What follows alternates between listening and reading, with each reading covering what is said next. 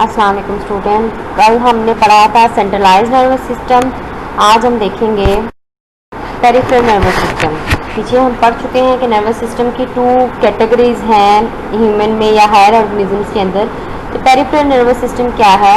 It comprise of sensory neuron, motor neuron which में form ganglia and the nerves. उसमें ganglia क्या है? The concentration of cell bodies, mean उसमें just cell bodies जो हैं उनके जो क्लस्टर्स होते हैं उनको गैंग्लिया का नाम दिया जाता है। और नर्व्स जो हैं these are the bundle of axon or dendrites bounded by connective tissue.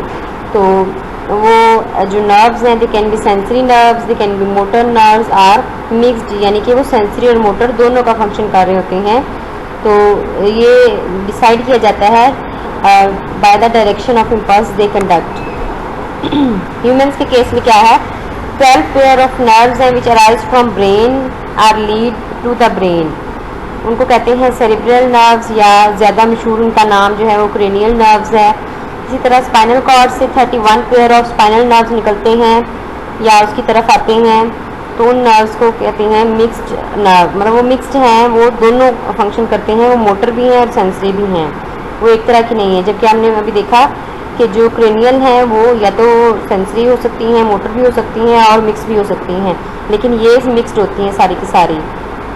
तो यहाँ पे है कि आप देखिए 12 पेयर से मुराद है कि टोटल 24 नर्व्स और 31 पेयर से मुराद 62। तो ये एमसीक्यू में वो आपसे इस तरह से कंफ्यूजिंग वे में पूछ सकते हैं।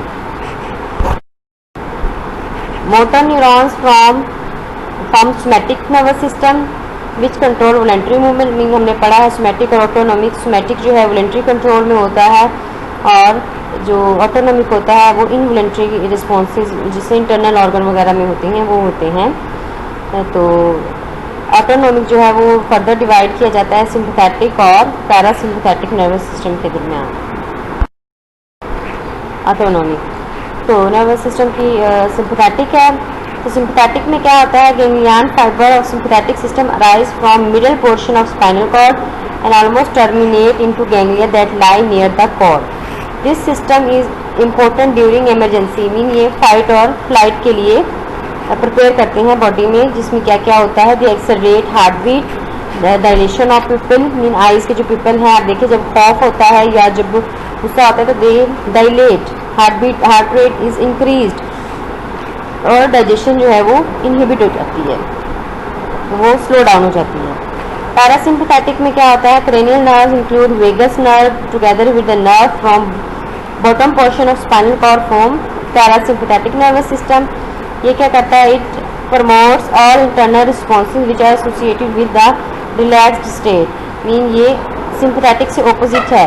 क्या होता है? पीपल जो है वो कॉन्ट्रैक्ट करते हैं, डाइजेशन जो है वो एक्सेलरेट हो जाती है और हार्ट बीट जो है वो रिटार्ड है। ये पैरासिम्पैथेटिक सिस्टम का काम है। नेक्स्ट हमारा टॉपिक है नर्वस डिसऑर्डर्स। नर्वस डिसऑर्डर में आ जाती है नंबर 1 पे पार्किंसन डिजीज़ है। 3 हम देखेंगे यहाँ पे। तो nervous disorder characterised by involuntary tremors, diminished motor power and rigidity. इसमें क्या होता है कि इनवॉलेंट्री झटके से लगते हैं लेकिन ज़हनी सलाहियतें ठीक रहती हैं, कोई इफेक्ट नहीं होता मेमोरी वगैरह पे। तो the disease is believe to be caused by cell death in brain area that produced dopamine, जिसकी वजह से वो प्रॉपर फंक्शन नहीं कर पाते। तो ज़्यादातर ये 50s और 60s में होता है और आहिस्ता आहिस्ता होता है, मैनी ईयर्स लगते हैं इसको पूरी तरह प्रिवेल होने में। इसके अलावा it can also be result of head trauma. तो इसके लिए मेडिसिन यूज़ की जाती है एल डोपा, जो नेचुरली अपनी proteins card glial cell line derived neurotrophic factor जो है उससे जो है वो डोपामिन का वो अपटेक बढ़ जाता है, जिसकी वजह से जो है वो इस डिज़ीज़ में थोड़ा सुकून मिलता है, उसको क्योर किया जा सकता है। तो ये चीज़ है। एपिलिप्सी है जिसको मिर्गी कहते हैं। Convulsive disorder nerve which are characterised by abrupt transient symptom, motor, sensory, psychic, autonomic nature. इसमें क्या होता है? कॉन्शियस मोस्टली क्या होता है कि वो पर्सन जो है वो उसकी कॉन्शियसनेस में चेंजेस आ जाते हैं, यानी उसके होशो हवास में चेंजेस आते हैं। तो ये तो सेकेंडरी होते हैं। प्राइमरीली क्या होता है कि उसका जो ब्रेन है वहाँ से बड़ी तेज़ी से इलेक्ट्रिक डिस्चार्ज यानी जो इम्पल्सिस है वो बहुत तेज़ी से उसके ग्रे मैटर से रिलीज़ होना शुरू हो जाती हैं, जिसकी वजह से बॉडी जो है वो आउट ऑफ कंट्रोल हो जाती है और वो जो भी उसको सिम्टम्स होती हैं वो अपेयर होना शुरू हो जाती हैं। और मोस्टली ये 30 की एज से पहले अपेयर हो जाती है। बाद वाली जो है वो ऑर्गेनिक सी डिजीज़ है।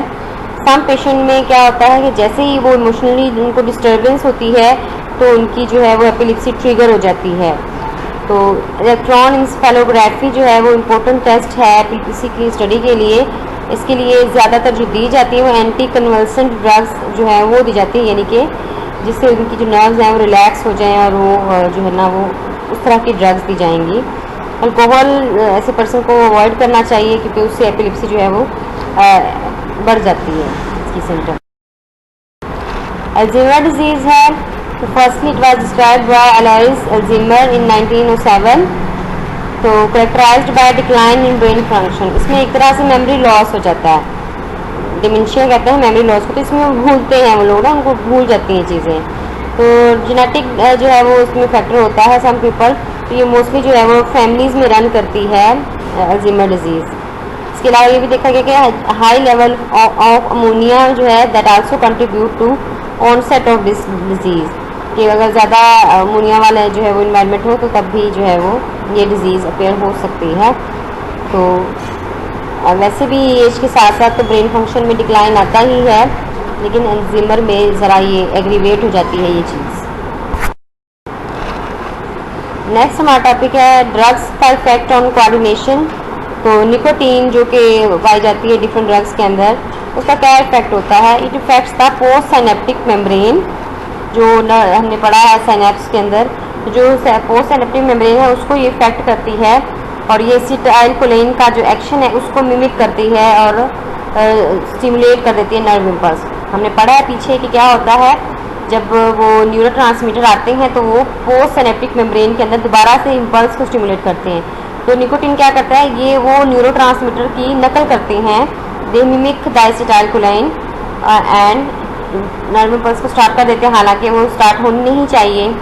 As a result the heart beat rate increases, blood pressure increases, digestive tract mobility जो है उस पर भी इफेक्ट होता है।